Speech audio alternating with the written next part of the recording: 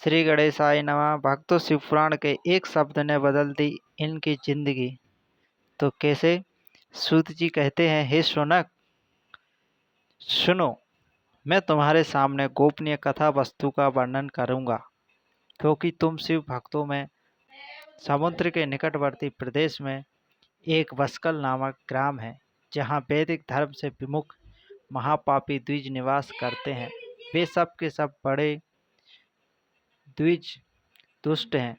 उनका मन दूषित विषय भोगों में ही लगा रहता है। वे ना देवताओं पर विश्वास करते हैं और ना ही भाग्य पर। वे सभी कुटिल प्रवृत्ति वाले हैं, किसानी करते हैं और भांति भांति के घातक अस्त्र शस्त्र रखते हैं। वे व्यभिचारी और खल हैं।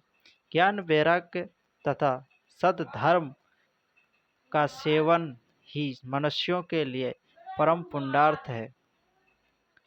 इस बात को वे बिल्कुल भी नहीं जानते हैं। वे सभी पशु बुद्धि वाले हैं। यहाँ तक कि वहाँ के द्विज ऐसे हों तो वहाँ के अन्य वर्णों के लोग किस प्रकार के होंगे? अन्य वर्णों के लोगों की भी वो नहीं की भांति कुत्सित विचार रखने वाले स्वधर्मी विमुख एवं खल हैं। वे सदा ही कुकर्म में लगे रहते हैं और नित्य ही विषय भोगों में ही डूबे रहेंगे। वहाँ की सब स्त्रियां भी कुटिल स्वभाव की और स्वेच्छाचारिणी, पापासक्त, कुत्सित और विचार वाली और व्यभिचारिणी हैं। वे सद्व्यवहार तथा सदाचार से सर्वथा ही शून्य हैं। इस प्रकार वहाँ दुष्टों का ही निवास है। उस वस्कल नामक ग्राम में किसी समय एक बिंदुक नामक धारी ब्राह्मण रहता था। वह बड़ा ही अधम था, दुरात्मा और महापापी था। यद्यपि उसकी स्त्री बड़ी ही सुंदर थी, तो भी वह कुमार्ग पर ही चलता था। उसकी पत्नी का नाम चंचुला था। वह सदा उत्तम धर्म में लगी रहने वाली, तो भी उसे छोड़कर वह दुष्ट ब्राह्मण वेश्यागामी हो गया था।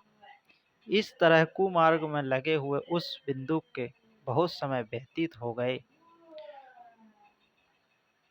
उसकी स्त्री चंचुला काम पीड़ा से पीड़ित होने पर भी स्वधर्म नाश के भाव भय से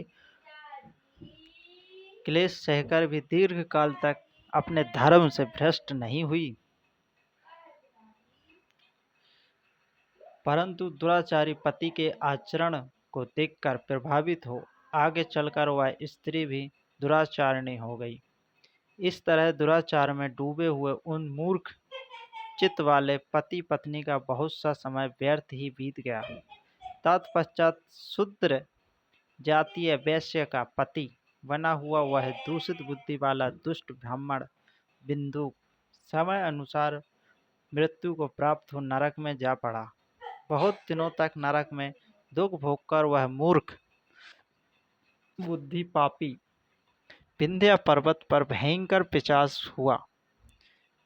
इधर उस दुराचारी पति बिंदुक के मर जाने पर वह मूर्ख हृदय चंचुला बहुत समय तक पुत्रों के साथ अपने घर में ही रही। एक दिन देवयोग से किसी पुण्य पर्व के आने पर वह स्त्री भाई बंधुओं के साथ गोकर्ण क्षेत्र में गई।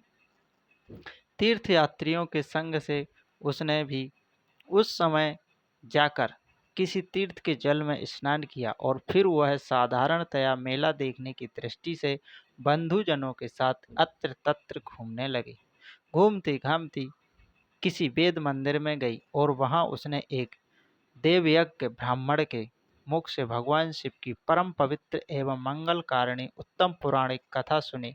कथावाचक ब्राह्मण कह रहे थे कि जो स्त्रियां पर पुरुषों के साथ व्यभिचार करती हैं, वे मरने के बाद जब यमलोक में जाती हैं, तब यमराज के दूत उनकी योनि में तपे हुए लोहे का परिघ डालते हैं।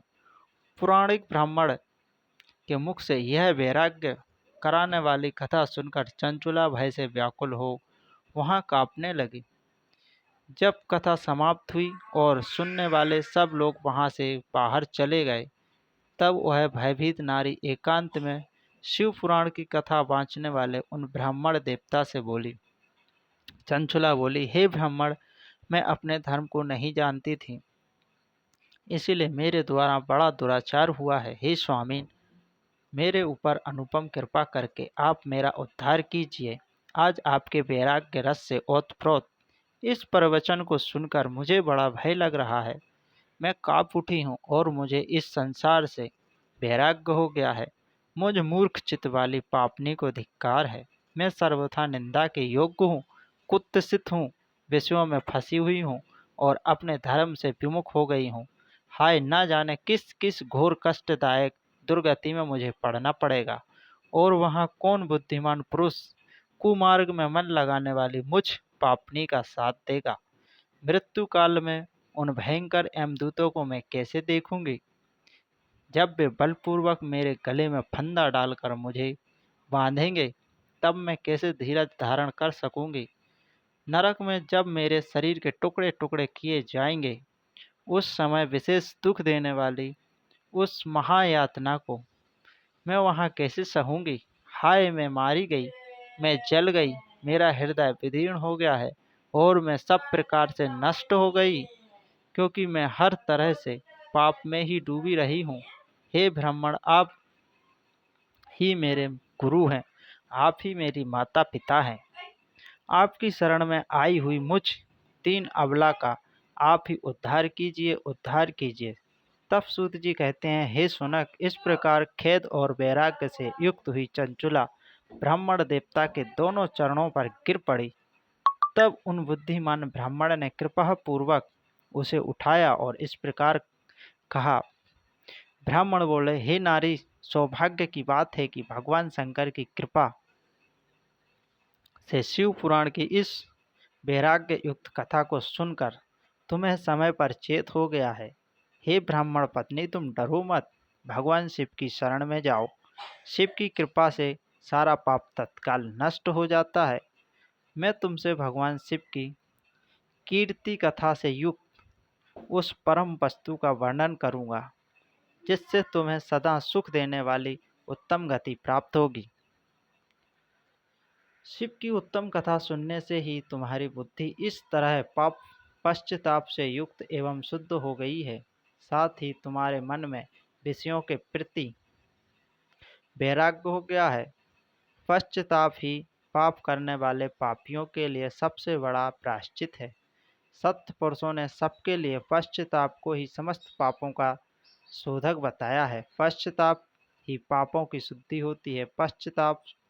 जो पश्चाताप करता है वही वास्तव में पापों का प्रायश्चित करता है, क्योंकि सत्य पुरुषों ने समस्त पापों की शुद्धि के लिए जैसे प्रायश्चित का उपदेश किया है, वह सब पश्चाताप से संपन्न हो जाता है। जो पुरुष विधि पूर्वक प्रायश्चित करके आत्मनिर्भर हो जाता है और यह सोचता है कि मैं तो सदगति पालूंगा, पर ऐसा नहीं है भक्तों। अपने कुकर्म के लिए पश्चाताप नहीं करता है, उसे प्रायः उत्तम गति नहीं प्राप्त होती है, परंतु जिसे अपने कुकृत्य पर हार्दिक पश्चाताप होता है, वह अवश्य उत्तम गति का भागी होता है।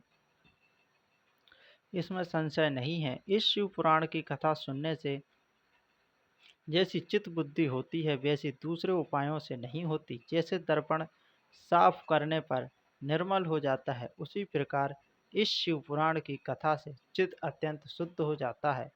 इसमें संशय नहीं है। मनुष्यों के शुद्ध चित्त में जगदम्बा पार्वती सहित भगवान शिव विराजमान रहते हैं। इससे वह विशुद्ध आत्मा पुरुष श्री शंभु सदाशिव के पद को प्राप्त होता है। इस उत्तम कथा का श्रवण समस्त मनुष्यों के लिए कल्याण का बीज है। अतः यथोचित मार्ग से इसकी आराधना करना और सेवा करनी चाहिए। यह भवबंधन रूपी रोग का नाश करने वाली है। भगवान शिव की कथा को सुनकर फिर अपने हृदय में उसका मनन एवं निधि ध्यान करना चाहिए। इससे पूर्णतः चित्त शुद्धि हो जाती है। चित्त शुद्धि होने से महेश्वर की भक्ति अपने दोनों पुत्रों के साथ ज्ञान और वैराग्य के साथ निश्चय ही प्रकट होती है। तत्पश्चात महेश्वर के अनुग्रह से दिव्य मुक्ति भी प्राप्त होती है। इसमें संशय नहीं है भक्तों। जो मुक्ति से वंचित है उसे पशु समझना चाहिए, क्योंकि उसका चित्त माया के बंधन में आसक्त है, फंसा हुआ है। वह निश्चय ही संसार बंधन से मुक्त नहीं हो पाता है। हे ब्राह्मण पत्नी, इसलिए तुम विषयों से मन को हटा लो और भक्ति भाव से भगवान शंकर की इस परम पावन कथा को सुनो। परमात्मा शंकर की इस कथा को सुनने से तुम्हारे चित्त की शुद्धि होगी और इससे तुम्हें मोक्ष की प्राप्ति हो जाएगी। जो निर्मल चित्त भगवान शिव के चरण बिंदों का चिंतन करता है, उसकी एक ही जन्म में मुक्ति हो जाती है। यह मैं तुमसे सत्य सत्य कहता हूँ। सूत जी कहते हैं, हे शौनक, इतना कहकर वे श्रेष्ठ शिव भक्त ब्राह्मण चुप हो गए। उनका हृदय करुणा से अर्ध हो गया था और वे शुद्ध चित्त महात्मा भगवान शिव के ध्यान में मगन हो गए। तदंतर बिंदुक की पत्नी चंचुला मन ही मन प्रसन्न हो उठी और ब्राह्मण का उक्त उपदेश सुनकर उसके नेत्रों में आनंद के आंसू छलक गए थे। वह ब्राह्मण पत्नी चंचुला हर्ष भरे हृदय से उन श्रेष्ठ ब्राह्मण के दोनों चरणों में गिर पड़ी और हाथ जोड़कर बोली, मैं कृतार्थ हो गई। तत्पश्चात उठकर वैराग्य उक्त उत्तम बुद्धि वाली वह स्त्री, जो अपने पापों के कारण आतंकित थी, उन महान शिव भक्त ब्राह्मण से हाथ जोड़कर गदगद वाणी में बोली। चंचुला ने कहा, हे ब्राह्मण शिव भक्तों में श्रेष्ठ, हे स्वामी, आप धन्य हैं, परामर्थदर्शी हैं और सदा ही परोपकार में लगे रहते हैं, इसलिए श्रेष्ठ साधु पुरुषों में प्रशंसा के योग्य हैं। हे साधु, मैं नरक के समुद्र में गिर रही हूँ, आप मेरा उद्धार कीजिए, उद्धार कीजिए। पुराणिक अर्थ तत्व से संपन्न जिस सुंदर शिव पुराण की कथा को सुनकर मेरे मन में संपूर्ण विषयों से वैराग्य उत्पन्न हो गया है, उसी इस शिव पुराण को सुनने के लिए इस समय मेरे मन में बड़ी ही श्रद्धा हो रही है। तब सूत जी कहते हैं, ऐसा कहकर हाथ जोड़ उनका अनुवाद पाकर चंचुला उस शिव पुराण की कथा को सुनने की इच्छा मन में लिए उन ब्राह्मण देवता की सेवा में तात्पर्य हो वहां रहने लगी। तदंतर शिव भक्तों में श्रेष्ठ और शुद्ध बुद्धि वाले उन ब्राह्मण देव ने उसी स्थान पर उस स्त्री को शिव पुराण की उत्तम कथा सुनाई। इस प्रकार उस गोकर्ण नामक महाक्षेत्र में उन्हीं श्रेष्ठ ब्राह्मण से उसने शिव पुराण की वह परम उत्तम कथा सुनी, जो भक्ति, ज्ञान और वैराग्य को बढ़ाने वाली तथा मुक्ति देने वाली है। उस परम उत्तम कथा को सुनकर वह ब्राह्मण पत्नी अत्यंत कृतार्थ हो गई और उसका चित्त शीघ्र ही शुद्ध हो गया। फिर भगवान शिव के अनुग्रह से उसके हृदय में शिव के सगुण स्वरूप का चिंतन होने लगा। इस प्रकार उसने भगवान शिव में